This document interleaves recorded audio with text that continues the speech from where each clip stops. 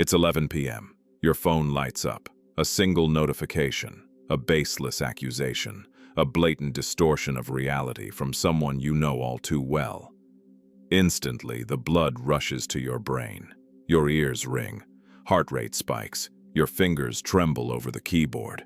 You want to type out a 3-page manifesto to prove them wrong. But stop, right now, because that urge to scream, that is not your strength. That is a sign that you have taken the bait. You are being hacked, not intellectually, but biologically. The narcissist on the other side of that screen doesn't even need to be in the room. Yet they are currently controlling your heart rate, your sleep, and the very chemistry of your blood. You think replying is self-defense. No. Marcus Aurelius, Carl Jung, and the sharpest minds in history understood a cruel paradox. To a manipulator, your resistance is food, your pain is fuel. Today, we are not learning how to manipulate the manipulator. That is a child's game. We are learning self-mastery. We are turning your silence into the most brutal weapon against their ego. Absolute absence. You want justice? Learn to become dangerously good. In a culture that worships noise, the loudest voice is often mistaken for the leader. The fastest clapback on Twitter is mistaken for intelligence. But this is the matrix of weakness. When facing a narcissist, whether it's a boss, an ex, or a toxic family member, you often think, I just have to make them understand my pain. Wrong. Carl Jung once said, what you resist persists. Because in the psychological realm, attention is life. A narcissist is a hollow black hole. They do not feel like they exist unless they can provoke a reaction from others. When you argue, explain, or scream to defend the truth, you think you are fighting. No, you are giving them a blood transfusion. The deepest truth you need to internalize is this. A manipulator carries a massive shadow, the filthy, weak parts of themselves they dare not admit exist. They cannot stand the self-disgust, so they project. When they attack you, they are vomiting their own psychological trash onto you, looking for a container. If you react, if you get upset, you have volunteered to be that trash can. They sleep soundly because they offloaded the burden. And you stay awake all night chewing on poison that doesn't belong to you. Do not be the trash can. Be the mirror. When you are silent, you refuse the trash, and that filth bounces back, sticking to its owner. That is the true punishment. If silence is so powerful, why will 99% of you fail tomorrow morning? Not because you are weak, but because you are addicted to the dopamine of conflict. Recall a familiar office email. Per my last email, your heart races. You draft a long, sharp reply, full of evidence. You hit send. You feel great for 5 minutes. Then what? Anxiety, checking the inbox incessantly, bringing the rage home to your family. You think you won? No. You just drank the poison they mixed for you. Carl Jung calls this shadow possession, when you fight the shadow with your own shadow. Your core wound isn't that you are sensitive. It is this, the desperate begging to be understood by people who are committed to misunderstanding you. You believe that if you are eloquent enough, logical enough, sincere enough, they will get it. Wake up. The problem isn't that they can't hear you. The problem is they don't want to. You are not in a dialogue. You are justifying yourself to someone who has chosen not to understand you. That is not communication. That is spiritual suicide. Explaining isn't noble. It's fear. The fear that they might think the wrong thing about you. It is time to arm yourself. Don't bring a knife to a gunfight, and don't bring emotions to a psychological war. Here are the 3 ultimate techniques to practice tomorrow morning. Consider this your new survival protocol. 1. The technique of the sacred pause. Viktor Frankl, a survivor of the Nazi concentration camps, discovered this secret in the middle of hell. Between stimulus and response, there is a space. In that space lies our power and our freedom. The narcissist wants you to react instantly. They want you to be a puppet. Tomorrow, when someone triggers you, perform the cutting the strings ritual. Step 1.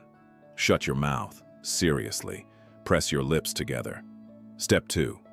Inhale deeply through your nose. Count internally, 1, 2, 3. Step 3. Observe the anger in your chest like a dark cloud passing over a blue sky. Do not hold it. In those 3 seconds, you shift control from the amygdala, emotion, to the prefrontal cortex, reason. You just reclaimed your sovereignty. 2. The black hole method. In traditional psychology, they tell you to go gray rock, become boring so the narcissist loses interest. But I know my audience. You don't want to be a rock lying on the roadside waiting to be kicked. You want power. Become a black hole. Tomorrow, when you walk into that meeting or face that manipulator at dinner, activate this visualization. Imagine your mind is no longer a target. It is a cosmic black hole. What is the scariest trait of a black hole? It reflects no light. It has no echo. When the narcissist throws a barb at you, why is this report so basic? Can't you do anything right? Your old instinct is to be a mirror. You reflect their anger back. You argue. They throw a tennis ball at the wall and it bounces back. The game continues. But the black hole tactic is different. Their words rush at you and vanish. They enter the void. No sound of impact, no bounce back, no justification. You look at them, a piercing gaze. You don't ignore, that is avoidance. You look straight at them, but with the absolute emptiness of an abyss. You are starving the fire of oxygen. The narcissist lives on reaction. If you do not react, you are suffocating their ego. They will panic. They will try to trigger you again. But you remain the black hole. You swallow that negative energy and transmute it into your own calm. The drill for tomorrow. When provoked, execute the absorb and disintegrate protocol. Note carefully. A black hole does not hold the trash inside. It crushes matter into nothingness. Do not swallow the anger. Do this. Step 1, the input. Hear every word. Don't plug your ears. Look directly at the ugliness of the statement. Step 2, the release. This is critical. When hearing sarcasm, your instinct is to tighten your abs and hold your breath. If you tense up, you become a stone wall and their words will smash into you, causing trauma. Instead, relax your stomach immediately. Exhale softly. Imagine your body is transparent like smoke. Step 3, the disintegration. Visualize those toxic words entering the black hole in your mind, but they don't stick. The moment they touch your stillness, their weight is crushed into dust. Tell yourself, this energy passes through me. It is not mine. Step 4, the silence. Say nothing, or if you must, use the emotion killer. I have heard your opinion. Period. You do not swallow the poison. You let it pass through you and dissolve into the void. You are absolutely safe, brief, cold, and ruthless to their ego. Remember, the silence of the weak is submission. The silence of the black hole is a death sentence for the attention seeker. But hearing this is easy. Doing it is hard. Because when you activate the black hole, you create the one thing weak people fear most, the awkwardness. I want to ask you this, and I want an honest answer. When you go silent and they start getting flustered, the air in the room will get thick. Do you have the guts to sit in the weight of that silence? Or will the fear of judgment, the fear of awkwardness make you panic and open your mouth to fill the void with weak explanations? Memorize this. Whoever feels uncomfortable first and speaks first loses. Do not break the stillness. Let it work for you. Pause. I need you to focus intensely here. There's a razor-thin line between becoming sovereign and becoming a toxic manipulator. In psychology, there is a concept called the silent treatment. That is when you use silence to punish, to make the other person feel abandoned, anxious, and beg for your attention. If you do that, congratulations, you are the monster you are fighting. You are using silence as a sword to attack. But the gray rock or black hole technique I am teaching you today is not a sword, it is a shield. Where's the difference? It lies in intention. Toxic silence. You think, I'll ignore you so you suffer, so you know who's boss. Your heart is full of hate and control. Strategic silence. You think, I refuse to accept this energy to protect my peace. I don't hate them, I just won't play their game. Your heart is focused on freedom and release. When executing the black hole, you don't pretend they are invisible. That is cruel. You nod. You say the minimum social pleasantries, good morning, thank you, but you lock the door to your emotions. You are polite like a hotel receptionist, dealing with a rude guest, professional, brief, and completely unbothered. Remember, we use silence to keep ourselves clean from the mud, not to drown others in it. That is the level of a sage, completely different from an abuser. 3. Building the inner citadel, the No J.A.D.E rule. Marcus Aurelius called the mind a citadel. To protect your inner citadel, you must tattoo this survival rule on your brain. No J.A.D.E. Justify, argue, defend, explain. You owe the manipulator none of these 4 things. But be careful. The deadly trap lies in a word you use every day. Because, when you say, I can't do this because I'm busy, you think you are being polite. No. In the psychology of power, you just told them, my reason needs your approval for this refusal to be valid. The moment you utter because, you grow a handle on your back. The manipulator will grab that handle immediately. Oh, busy? Then do it tomorrow. You're free tomorrow, right? And just like that, you are dragged back into the war. You lose. So what is your weapon? It is the period. The period is not just grammar. It is power. When the boss demands something unreasonable, say, this doesn't work for me. Period. When family demands too much, I will not be doing that. Period. No because, no but. No, I hope you understand. Stop right at the period. Turn your refusal into a smooth iron door with no handle. The manipulator's hands will slip and they will fall when they try to grab it. That is how the sovereign commands. The exercise for tomorrow. Pick one person who consistently annoys you. Tomorrow, when you see them, imagine you are a scientist observing a strange specimen in a glass jar. When they speak toxic words, tell yourself, oh, the specimen is making angry noises. Fascinating. Smile slightly, the Mona Lisa smile, and be silent. That is not cowardice. That is supreme contempt, wrapped in the shell of politeness. Let's go deeper into your biggest fear, the fear of being misunderstood. Why does it hurt so much when someone thinks wrong of you? Why do you feel a fire inside when accused of sins you didn't commit? Because since childhood, you were programmed to believe, my character is defined by the thoughts of others. You live in an invisible court of public opinion, where you are always the defendant and everyone else is the jury. Every day, you work hard to prove your innocence. But listen closely, because this is the key to breaking out of that prison. The ability to tolerate being misunderstood without explaining is the highest form of freedom. Why? Because when you scramble to explain, you are telling the universe, I am only safe when they see me correctly. You are handing the keys to your peace to someone else. When you face a narcissist or toxic people, they will always write a script where you are the villain. They will broadcast to the world that you are selfish, cold, crazy. The common reaction is panic and correction. The reaction of a stoic master is, let them be wrong. Accept the role of the villain in their story. If protecting your boundaries makes you selfish in their eyes, be selfish. If refusing to be manipulated makes you arrogant in their eyes, be arrogant.